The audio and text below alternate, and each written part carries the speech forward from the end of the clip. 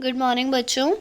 तो आज हम लोग पढ़ने वाले हैं कार्यपत्रक 57 और इसका है टॉपिक वृत्त का दूसरा भाग। वृत्त का पहला भाग हमने पहले ही पढ़ लिया था, जिसमें हमने आपको बताया था कि वृत्त का केंद्र क्या होता है, त्रिज्या क्या होती है, जीवा क्या होती है। ये सब हम लोग पहले ही समझ चुके हैं। तो अब हम इसके आगे का पढ़ने वाले हैं, ठीक है ना। तो सबसे पहले हम पढ़ेंगे एक हमारा प्रमेय, जो कि हमारा बहुत इम्पॉर्टेंट भी है, जो कहता है वृत्त की बराबर जीवाएं केंद्र पर बराबर कोण आंतरित करती हैं। ठीक है, देखते हैं, चलो इसे एक बना के खुद ही। तो चलिए हम लोग बनाने जा रहे हैं। ओके,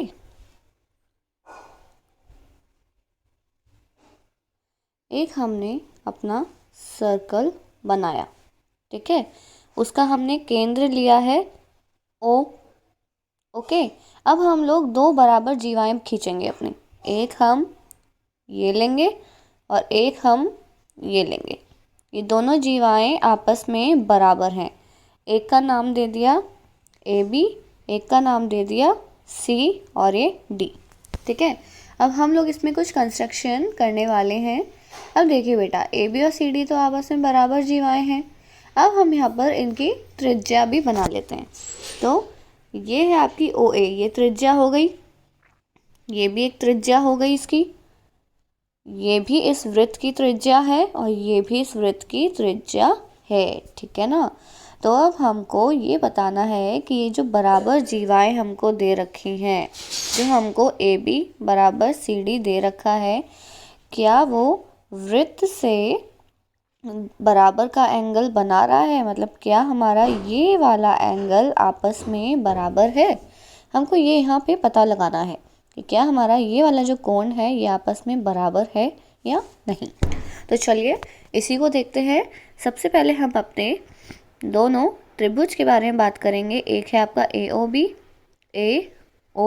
बी और दूसरा है हमारा त्रिभुज कौन सा, सी ओ और ए डी।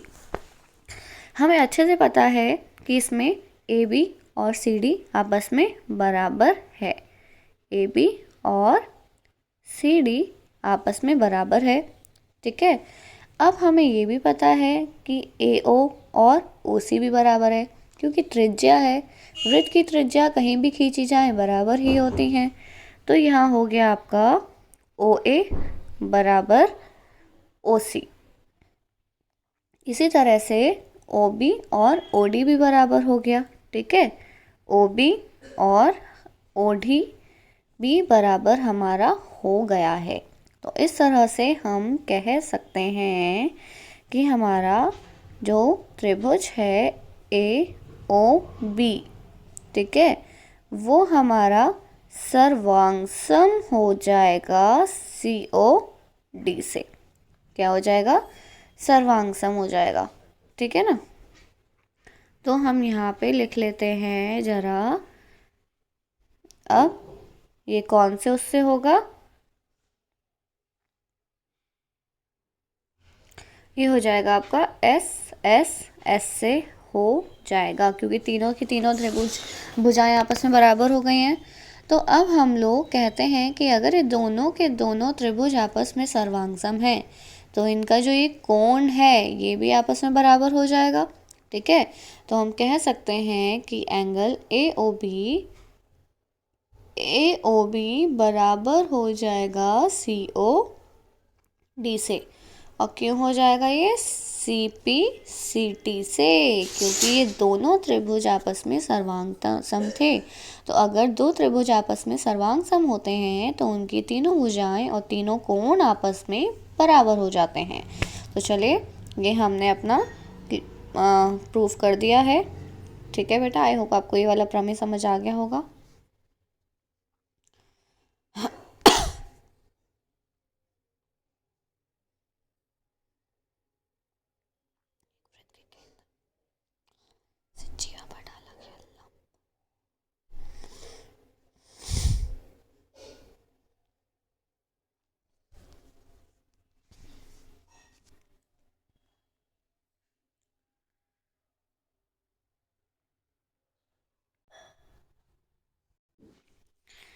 एक और एक और बहुत इंपॉर्टेंट प्रमेय है, प्रमेय नंबर 3, जो कहता है एक वृत्त की जो बराबर जीवाएं होती हैं वो केंद्र से ना समान दूरी पर होती हैं। तो चलो बना के देखते हैं।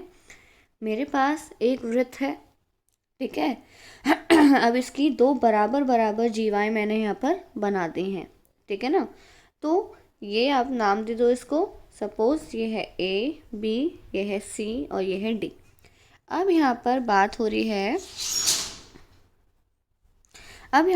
रही है केंद्र से। तो केंद्र से जो इनकी दूरी होगी वो भी आपस में बराबर होगी। अगर ये जीवाएं आपस में बराबर हैं तो केंद्र से ये बराबर बराबर दूरी पर होंगी। सपोज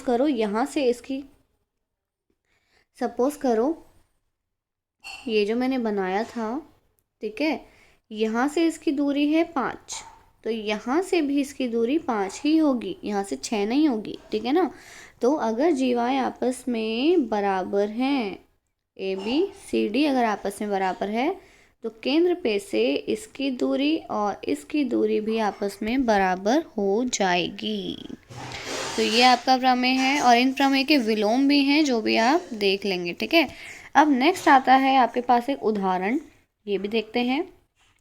यदि एक वृत्त की दो प्रतिच्छेदी जीवाएं प्रतिच्छेद बिंदु से जाने वाले व्यास से समान कोण बनाएं तो सिद्ध कीजिए कि वे जीवाएं बराबर हैं। ओके, तो चलिए देखते हैं।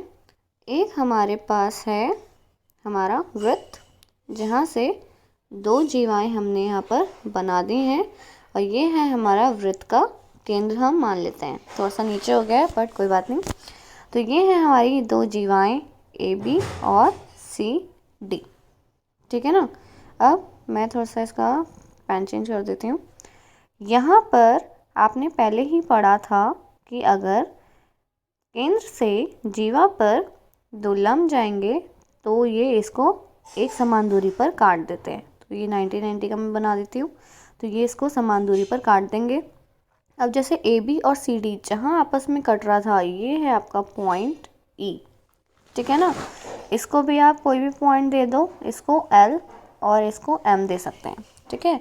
अब हमें यहाँ पर एक व्यास बनाना है जो कि केंद्र पर से ही जाता है, ठीक है। अब हम यहाँ पर कह सकते हैं, इसको लिख दो आप P और इसको लिख दो आप Q। अब हम यहाँ पे कह सकते हैं कि जो हमारा A E और Q है और C E और Q है, ये है हमारा आपस में बराबर। क्या मतलब, ये वाला एंगल और ये वाला एंगल आपस में बराबर दे रखा है, ठीक है ना। अब हमको ये वाला 90 और ये वाला 90 भी आपस में बराबर है, ठीक है।